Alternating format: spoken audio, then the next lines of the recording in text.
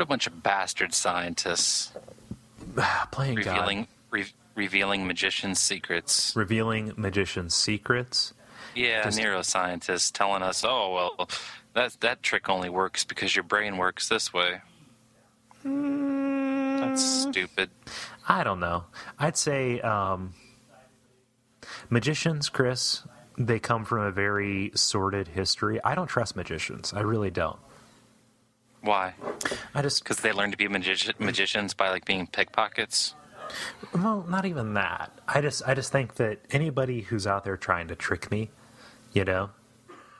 I guess what I'm trying to say is they pulled a quarter out of my ear, and I thought that was going to be a source of money for me, and I was gravely mistaken. And now here I am.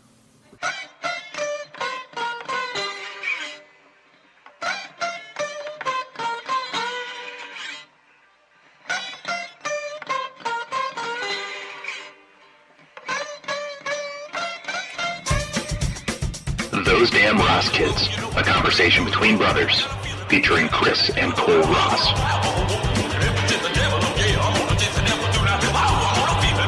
Let me see here. There's a headline here. Man orders McMuffin, shoots self, doesn't realize it. I don't even know what to say. Okay, so this guy down in Florida, he goes into... Awesome. Oh man, this is a question I have to ask myself a lot. What's your life like? I don't know. I mean, there's people like anybody could shoot themselves and not know it for any variety of reasons. Oh my God. Man with a drug problem orders heroin, shoots self, doesn't realize it. He's invincible. He has superpowers, Chris. He has superpowers. Let me see here. Businessman quickly eating 6-inch veggie delight on wheat from Subway, shoots self in leg, does not know it. See, the problem is he should have gotten the Parmesan. Okay, so this guy's name was Rafael Ubeda. He was hospitalized Tuesday after he inadvertently shot himself in the leg as he was ordering breakfast at a McDonald's in the Florida Keys. Police said the 44-year-old from Tavernier didn't realize he was shot and left the fast food restaurant after that. Okay, I'm having trouble. What? I can't quite figure out what the sequence of events was here. Does he shoot self and then want McDonald's breakfast so bad that he continues to order? I don't know. I mean, I know McDonald's breakfast is really good for hangovers, but... What about gunshots? Gunshots might be magical. Who knows? I don't know, Chris. Why are you asking me? I don't know. You know how we always talk about when we're reading news or listening to news and they have like the zinger that just ties right into the article. It's like the opening line. Yeah. The I'm not going to give you the headline. I'm going to give you the byline. Okay. He's a lost clause. What? Okay. YMCA has fired Old St. Nick in favor of Frosty the Snowman. Oh my gosh. Yep. So, like, is there severance?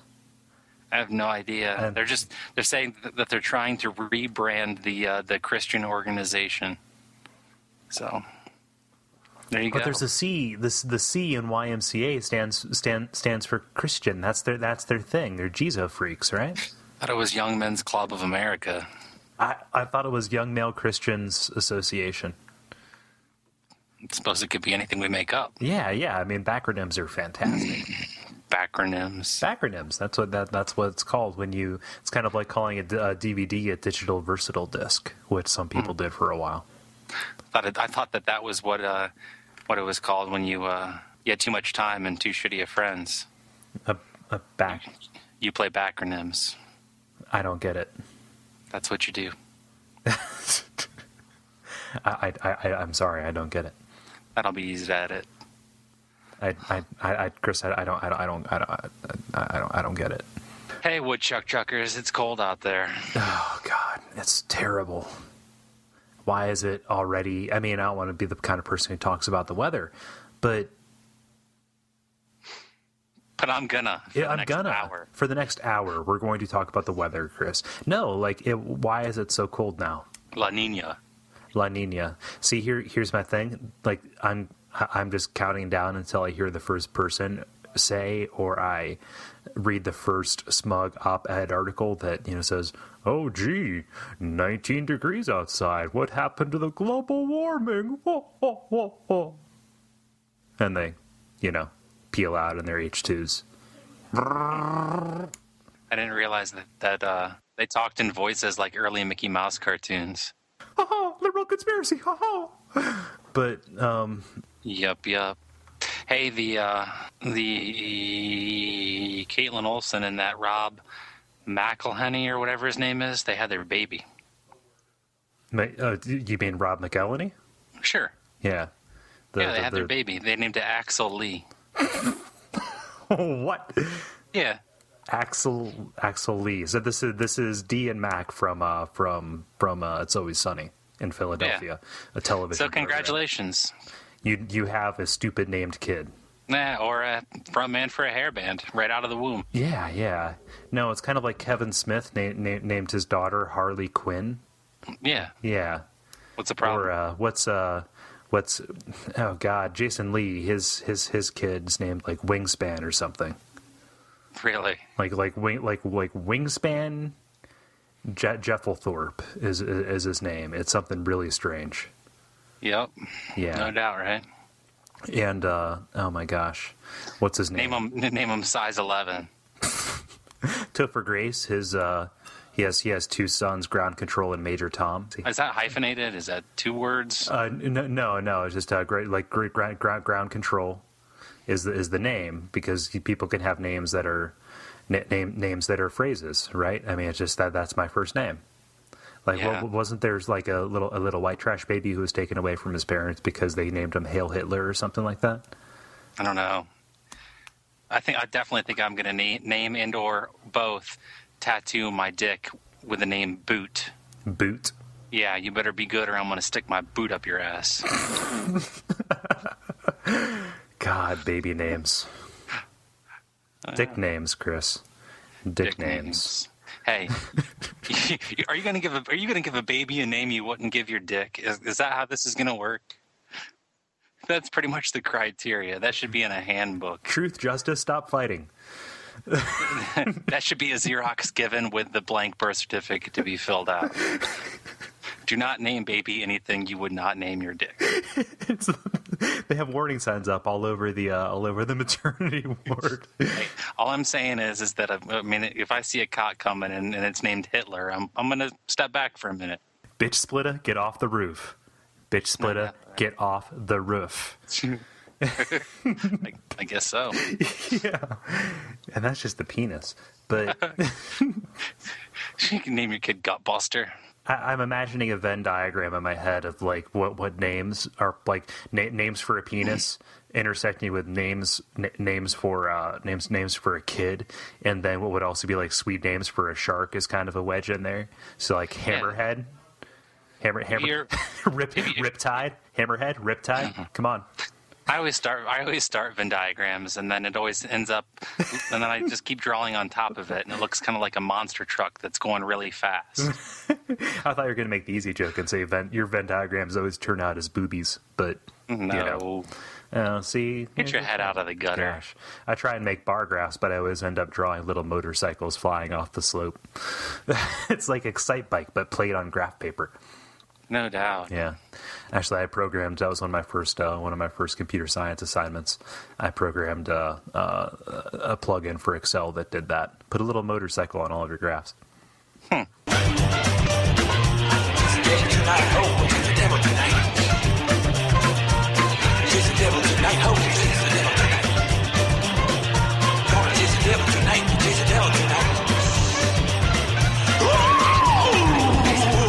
Oh, look at us. We're changing roles. You don't get it. I don't get it. None of us get it, Chris. And that's probably the thing, because I find myself more and more being disconnected from the world around me. Yeah, well, you could try to explain that to me while the world crumbles around us, and I'm still not. I'll listen, but I'm not going to get it. No, I just get resigned sometimes. There's a feeling of resignation, Chris. I don't know. You're, I read you're dutifully awaiting employment at this point, and yet you're ready to resign. Yeah, personally, I'm done. Okay, I age 2 days for every one of your days. Situations are situations, but Situations are situations. Mexicans march for craziest drug lord. Is that the next reality TV show? Well, if you're gonna march, you should choose the craziest or the best or the fattest. Mexicans march for fattest drug lord. Fattest drug lord. What are they raising money for? El Gordo Muerte. See, but that's not even like, how could you even put that over a season?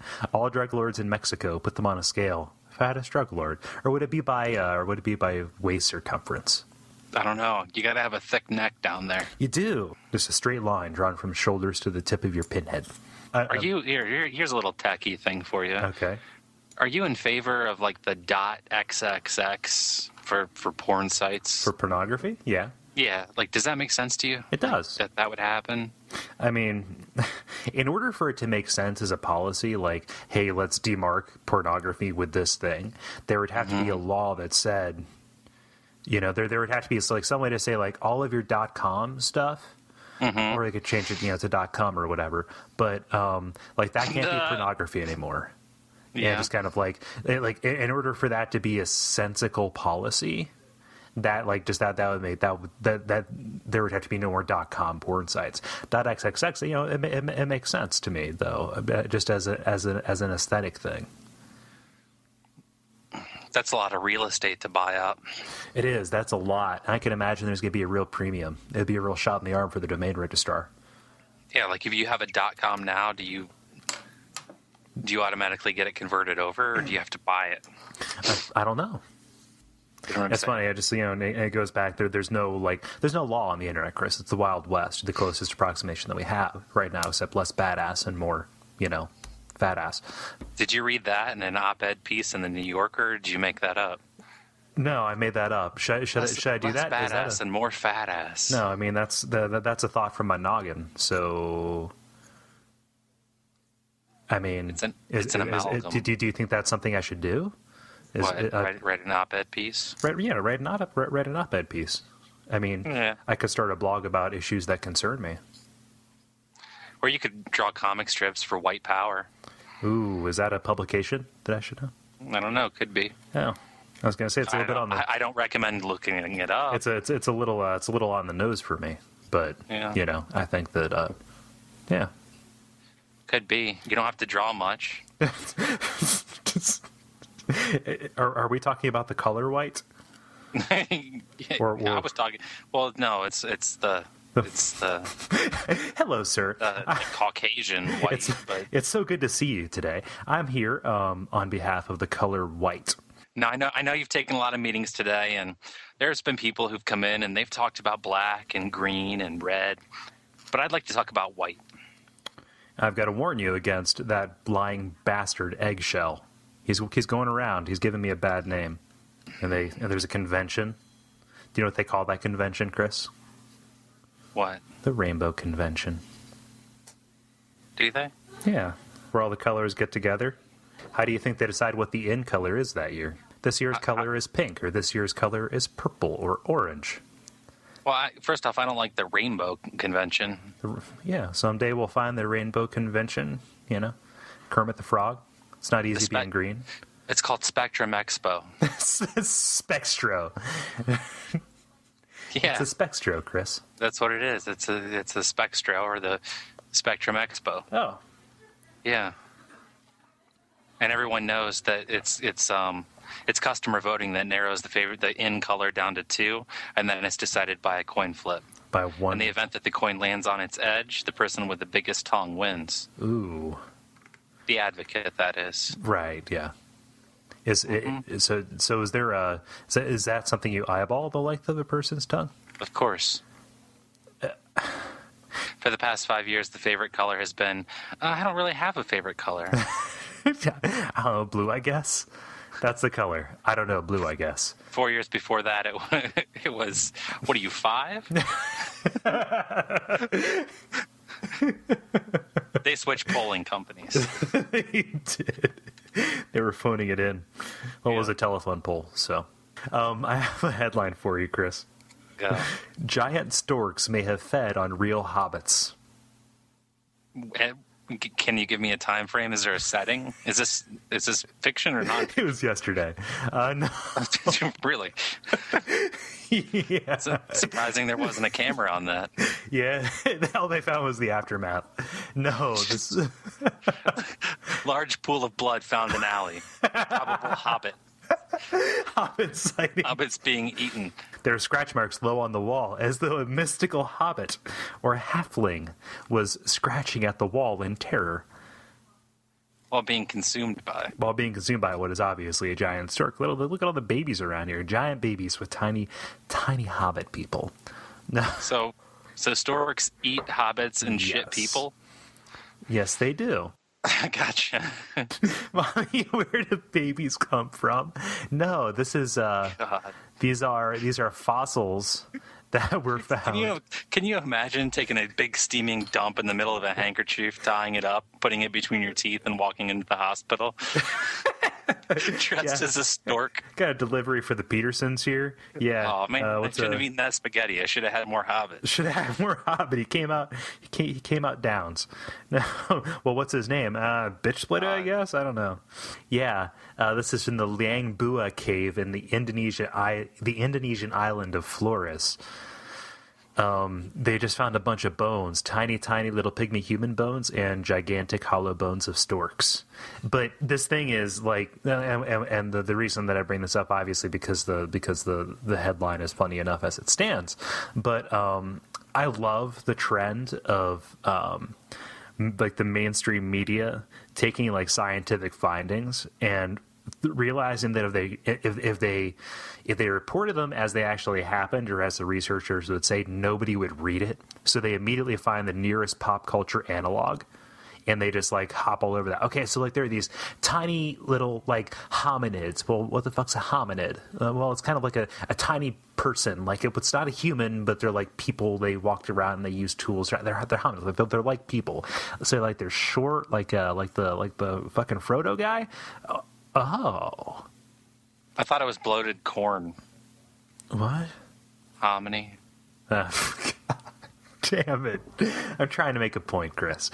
But, Wait, why you gotta use words like hominid? Well, that's the thing. That's the thing.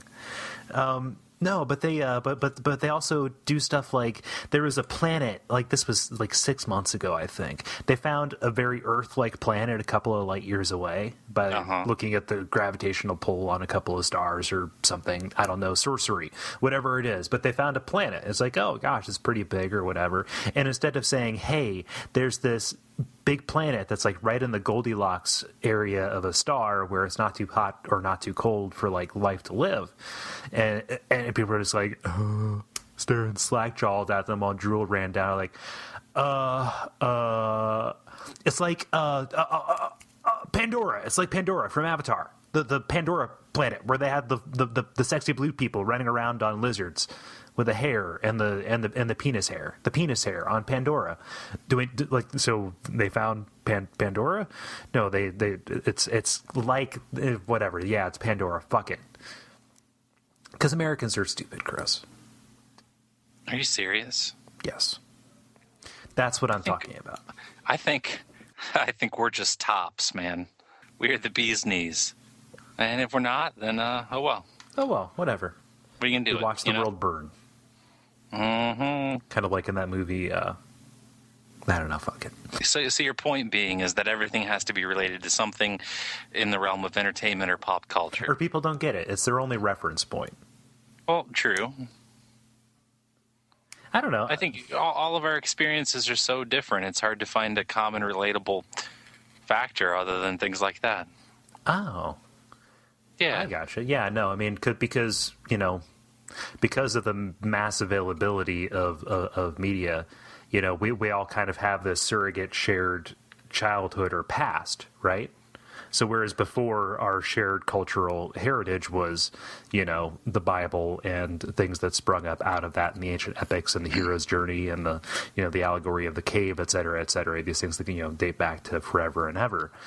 Because everything kind of accelerated, we all grew up with the Bradys as our brothers, sisters, and moms and dads and maids who were kind of sexy, but not really in a certain way. But, I see what you're saying.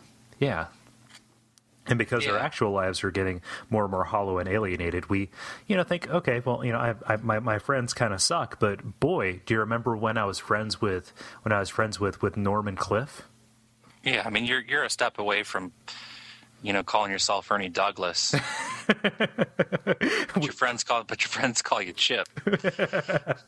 Right, but that's the thing, and that's why Cable Guy really resonates with me.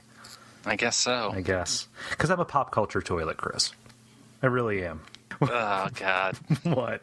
I don't know. I was just thinking about a reality show where like you put like a panel of like 4 like already used up pop culture figures from like 10 years ago on like dunk tank looking toilets and make them answer questions before they're flushed. Answer questions about their own shit. Yeah, exactly. Yeah. David Hasselhoff, what was your car's name in Knight Rider? Or about somebody that's like closely related. Do you understand what I'm saying? What do you mean? I don't know. Like if you were going to put Madonna and Cher up there, make them answer questions about each other. Oh. See what I'm saying? Yeah. So you get Sylvia Plath and Virginia Woolf up there. Of course. Yeah. Ginger and Marianne. That's who played them. Actually, that's who the parts were written for, but that's neither here nor there. But Ginger and Marianne. That's still hot. How's your fanfic coming? What? How's your fan fiction coming? What the hell are you talking about? Fan fiction. It's when somebody's like a big fan of something and they write their own story. It's kind of like writing a spec script, except it's much more erotic and fewer people read it, if that's possible. So you take characters from familiar situations and you write your own stories about them. So, like, say, a Harry Potter fanfic explores what would happen if he, used his shrinking spell on the lemon pudding. And what happened, Harry? That was for all of us. And then you write it, and then people say, "Man, you're so good." How's your fan fiction coming? The one where Ginger and Marianne kind of get freaky and screw. It's going all right. Yeah.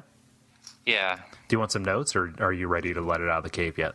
No, I'm not really ready to let it out of the cave yet. Okay. I'm thinking more like spin-offs that merge from other spin-offs. Oh, what?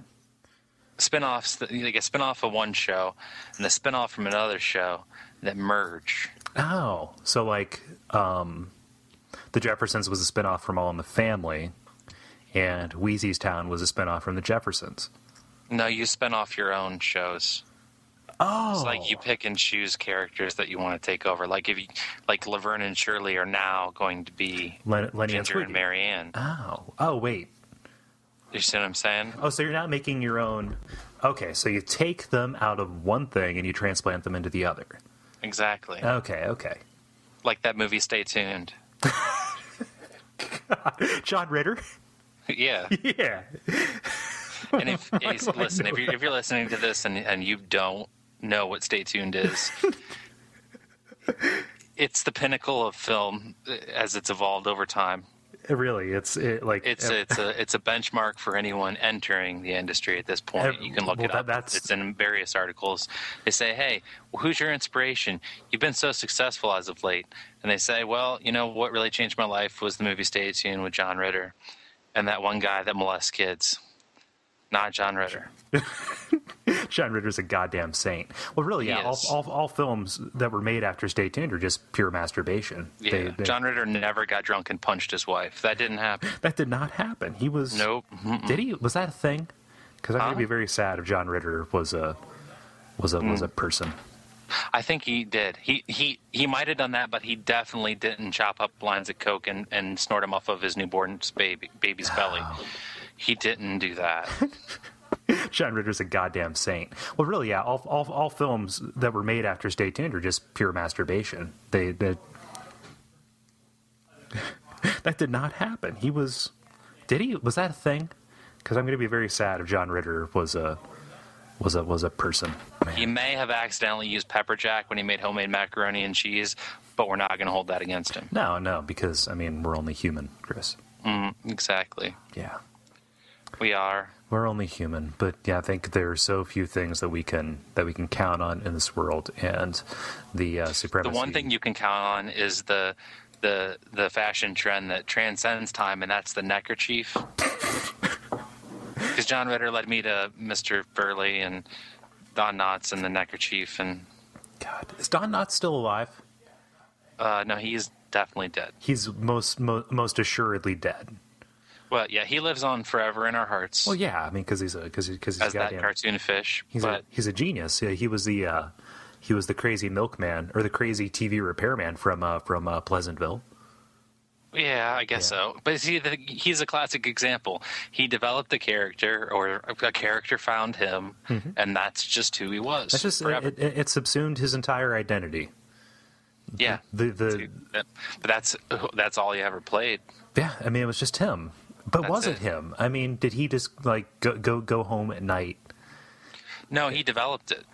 It evolved over time. Oh, so you'd say it overtook him. I don't know if that's who he was personally.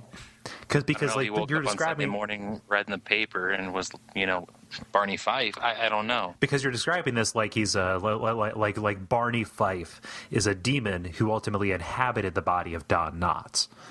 You would have to believe that if you had to play the same character for that long. Like you gotta believe that Jim Varney smoked that much just to fucking get it over with. God.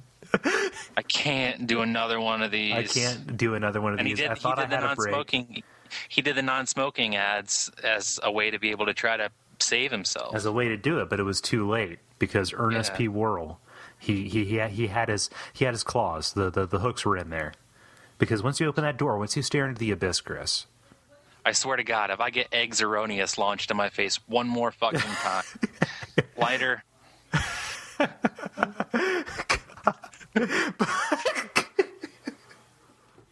Holy shit. You're bringing it back. You're bringing it out. Not even bringing it back. You're bringing it up. Okay? Because I don't know if I'm the only person who gets that. But I'm sure you probably aren't. Okay, good. Because, again, it's part of it's part of a cultural heritage. And that's why I feel like I'm not connected with the kids of today. Is because they don't have that. They don't have that history.